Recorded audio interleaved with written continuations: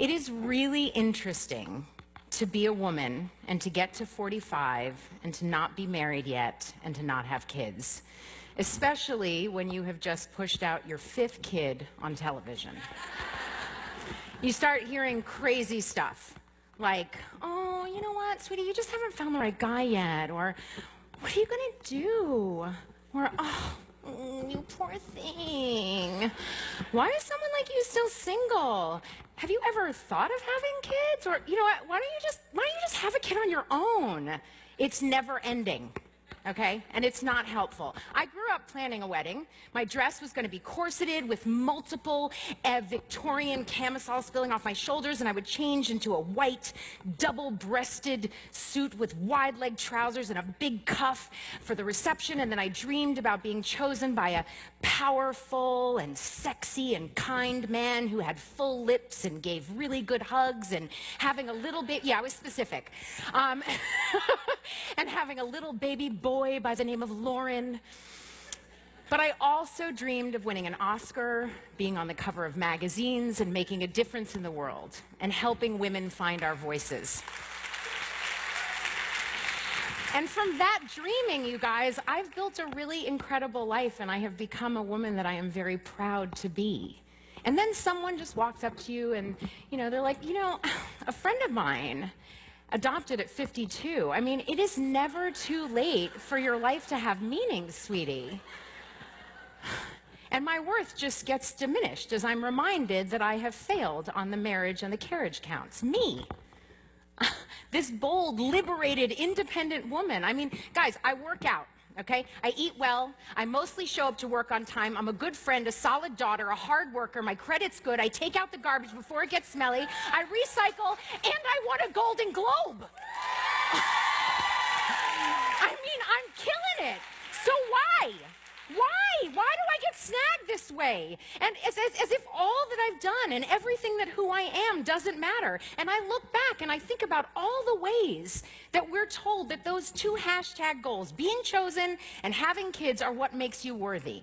I mean, nursery rhymes, fairy tales, books, movies, 16 Candles, every love song, and yeah, 16 Candles, that was a good one. And even Blackish are reiterating this narrow story of husband plus child equals woman. And by the way, that doesn't discount anyone who has a husband and a child. This is just my version of the narrow way that I am undermined. Oh, and by the way, it's not just, you know, fairy tales and books. The patriarchy. Yeah. The patriarchy is not pleased with me right now. I am failing at my function. And let me tell you, Mike Pence, yeah, excuse my French, but he's fucking confused by me right now. And frankly, I often get a little bit confused. Here's something that I've done way more times than I care to admit, trying to gather the courage to tell my ex, whom I love, by the way, that I want to date other people, even though we're no longer together, and we're broken up. Yeah. And during the last bout of doing just that, I did what enlightened ladies do, and I got out my journal, and I'm sitting there, and I'm free writing, and maybe I'm having a conversation with my inner child, and I write down these words: my life is mine. My life is mine. Those words like stopped me in my tracks. And honestly, they brought tears to my eyes. It seems so obvious, but obviously it wasn't, because I have not been living my life as if it was my own. I mean, to a certain extent, yes. Yes, I have. But on a deep level, no. So if my life is actually mine, then I have to really live it for myself. I have to put myself first and not be looking for permission to do so. But when I put myself first, what comes back at me from very well-meaning people, men sometimes, social media, random ladies at the gym, Mike Pence, whomever, they tell me in all sorts of ways that I am being selfish, pushy, aggressive, controlling, relentless, stubborn, a slut, a nag, oh, and my favorite, a ball breaker. Because God forbid a few balls get broken. So when we put ourselves first by doing things like saying no, speaking up, sleeping with who we want, eating what our bodies intuitively tell us to eat, wearing training bras instead of push-up bras, Posting a picture without using Facetune, so bold. We are condemned for thinking for ourselves. It's funny. Because it's like a crazy thought. Like, who the heck would do that? You gotta smooth. Sorry. Or I like to tap. Tap. So it looks real, just tap it. Sorry. Okay. We are condemned for thinking for ourselves, being ourselves, for owning our experiences, our bodies, and our lives. By the way, I purposefully have one earring on. This one was messing with the mic, but I really didn't want to lose the look, okay? All right. That kind of boldness is seen as threatening and scary, and it's certainly not what the patriarchy had in mind. So join me for a moment and imagine, what would it be like for women to completely own our power? To have agency over our own glory, our sexuality, and not in order to create a product or to sell it, or to feel worthy of love, or to use it as a tool for safety, but instead as a way of being. Imagine that. Truly owning our own power, agency, and sexuality.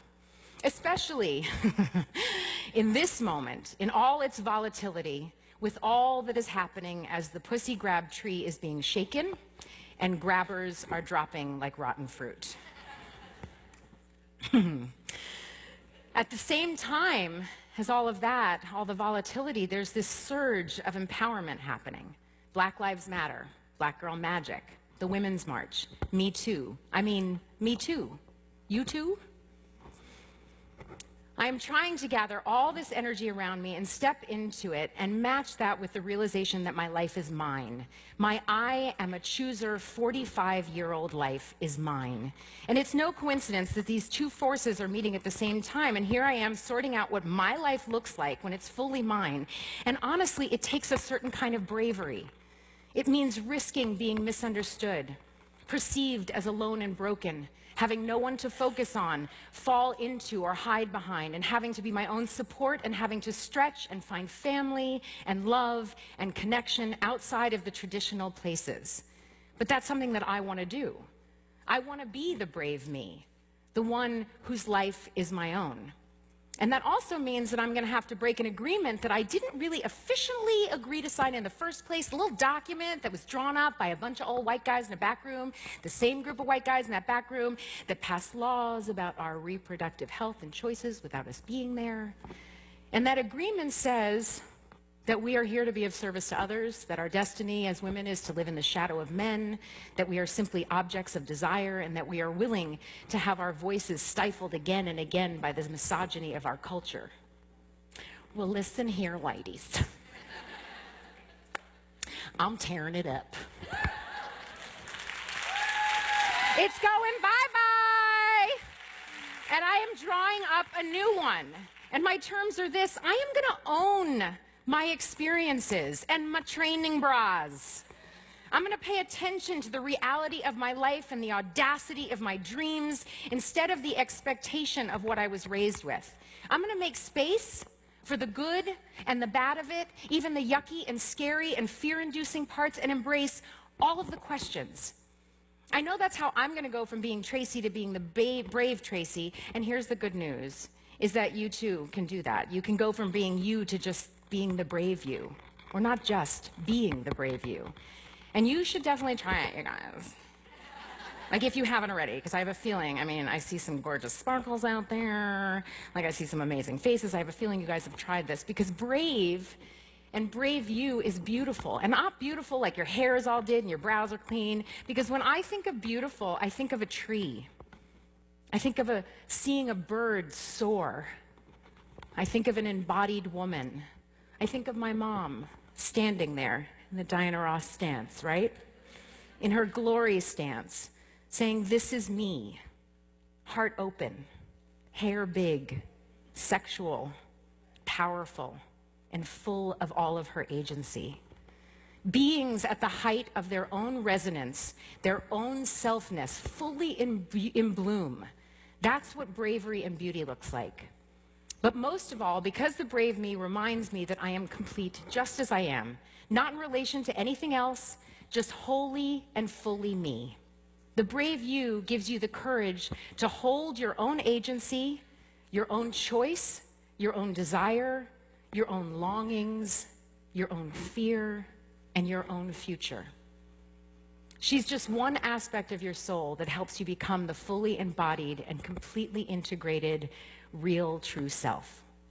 And I think she's in each of you right now, in your journal, in the back of your mind, somewhere in your heart, in your Netflix queue, waiting for your invitation. So I invite you all, if you haven't already, to let her out, to let her have her glory. This beautiful, powerful part of you is just waiting for the invitation. Thank you.